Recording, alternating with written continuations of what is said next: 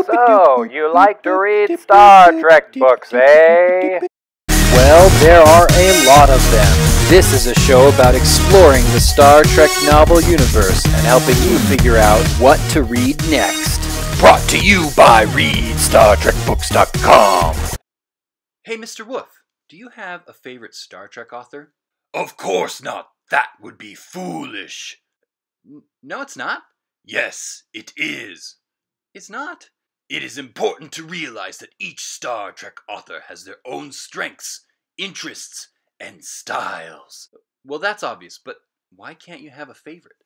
Because it would be like comparing Rigelian apples to Andorian oranges.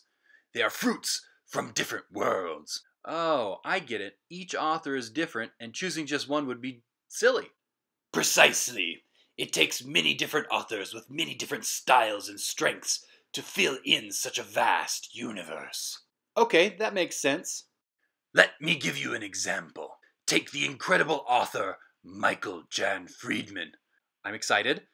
One of his strengths is characters, especially filling in the backstory that we never saw on screen. Oh yeah, I know what you're talking about. Like Faces of Fire. Whoa. This book fills in some of the backstory for David and Carol Marcus. Or Shadows of the Sun. Hey, wow. That fills in a lot of the backstory for Dr. McCoy. Or the most obvious example of his amazing work developing characters and backstories, the Picard Saga. What's that? Did you just make that up? No! Michael Jan Friedman did. And it all started with the novel Reunion, released in 1992. Oh, I've read this book. It was awesome. Friedman introduces Picard's Stargazer crew by having them as guests on the Enterprise D. It has some very touching moments between Wesley Crusher and some crew members who knew his father, Jack Crusher. He even reveals how Jack Crusher died. This is an excellent book and an excellent murder mystery.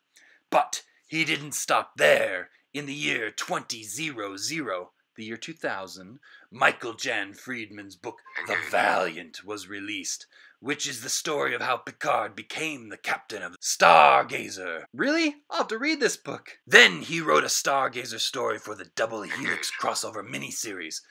After that, he wrote a 6-book Stargazer series. Okay, this is getting ridiculous.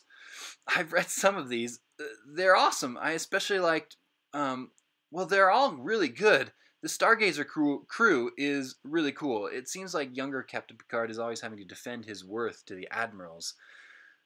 The Stargazer crew showed up briefly in the Tales of Dominion War anthology in 2004, and then again in the Tales from the Captain's Table anthology in 2005, and in the Mirror Universe anthology Shards and Shadows in 2009. My mind is literally boggled by the amount of Stargazer stories. Yes, but the Stargazer and its crew are simply the backdrop that Michael Jan Friedman uses to explore who Jean-Luc Picard really is.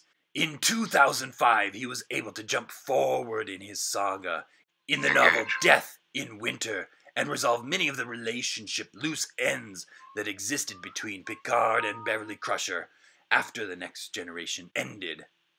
You mean they fall in love? I am a spoiler-free entity. You'll just have to read it and find out for yourself. Well, I think I will. Well, thank you for all your help, Mr. Wolf. That was very informative, and I'm excited about the Picard saga, as well as learning more about the strengths of all of the Star Trek authors. Tell me about another author and their strengths. That will have to wait for another time.